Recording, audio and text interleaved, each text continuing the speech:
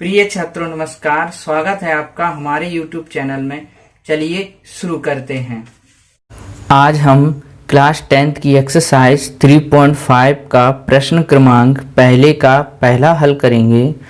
इसमें लिखा है निम्नलिखित समीकरणों के युग्मों में से किसका एक अद्वितीय हल है, किसका कोई हल नहीं है या किसके अपरिमित रूप से अनेक हल हैं। अद्वितीय हल की स्थिति में उसे वज्र गुणन विधि से ज्ञात कीजिए। तो पहले हम ये समझेंगे कि किस कंडीशन में जो हमें दो समीकरण दिए हैं उनका अद्वितीय हल होता है।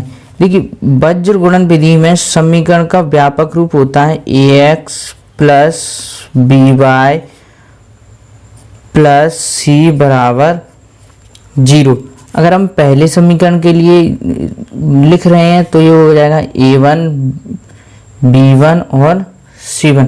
इस समीकरण को इस तरह से भी लिखा जाता है a1x प्लस b1 बाय, ये c अगर बराबर के उस साइड है तो बराबर के उस साइड भी लिख सकते हैं हम। अब देखिए, समीकरण दूसरे के लिए लिखना है तो a2x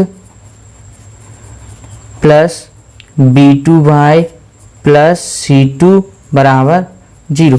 अब हमारे इन दो समीकरणों के तीन हल होते हैं। पहला होता है अद्वितीय हल,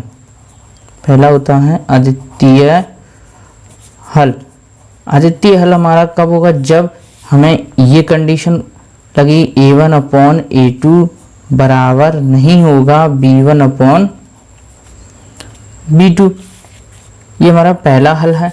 अब दूसरा हल होगा हमारा कोई हल नहीं।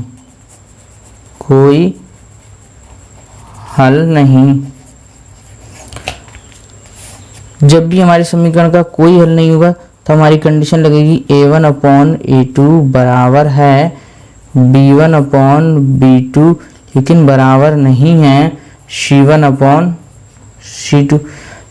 ये कंडीशन होगी तो हमारा समीकरण का कोई हल नहीं होगा।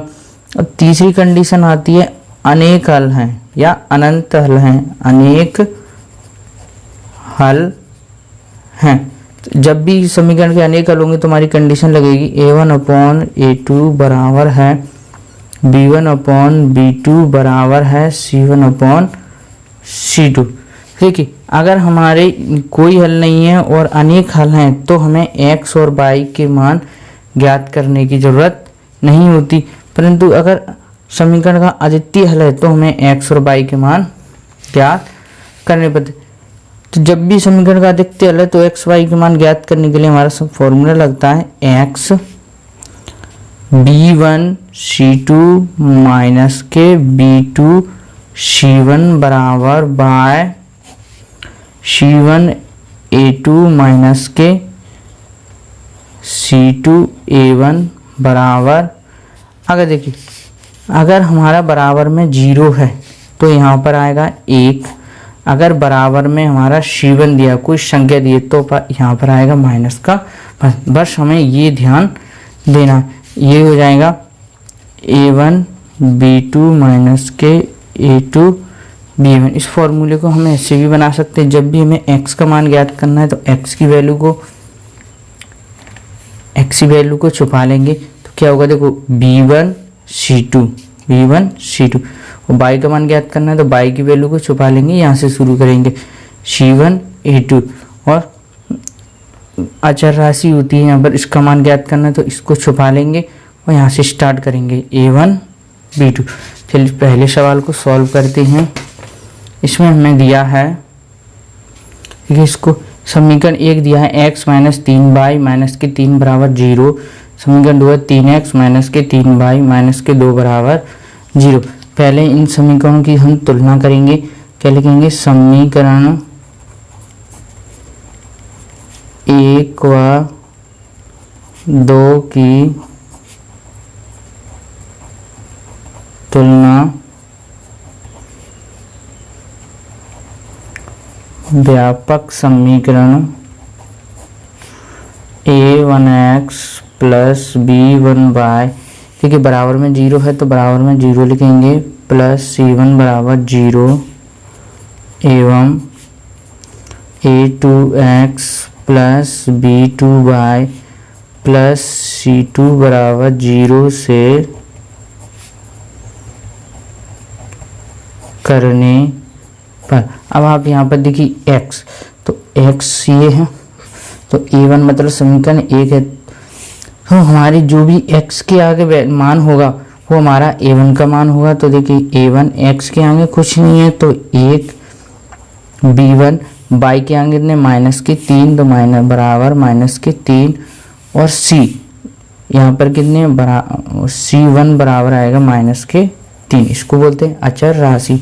इसी प्रकार A2 बराबर, देखिए x के आगे 3 है तो 3, B2 बराबर y के आगे -9 है तो ये -9 और C2 बराबर -2। अब हम इनको इस कंडीशन में लिखेंगे, देखिए A1 अपॉन A2 हमारा आ जाएगा 1/3, कोमा लगाएंगे, B1 अपॉन B2 ये आ जाएगा -3 माइनस के देखिए माइनस से माइनस कैंसिल, ये कट रहे हैं, 3 एकम 3 और 3 करके 9, ये भी आ गया हमारा 1/3। अब आएगा C1 अपॉन C2 -3/-2, देखिए माइनस से माइनस कैंसिल हो जाएगा तो ये आ जाएगा हमारा 3/2। आप देख रहे हैं यहाँ पर A1 अपॉन A2 और B1 अपॉन B2 के मान बराबर हैं, तो लिखेंगे चूंकि A1 अपॉन A2 बराबर है B1 अपॉन B2 लेकिन बराबर नहीं है C1 अपॉन C2। तो जब भी हमारी ये कंडीशन लगेगी तो हमारा कौन सा हल होगा, कोई हल नहीं है। तो क्या लिखेंगे, तो समीकरण निकाय का कोई हल नहीं है। ये सवाल हमारा यहीं पर समाप्त हो जाता है। अगर अद्वितीय हल होते तो हम उनके x और y के मान ज्ञात कर दें।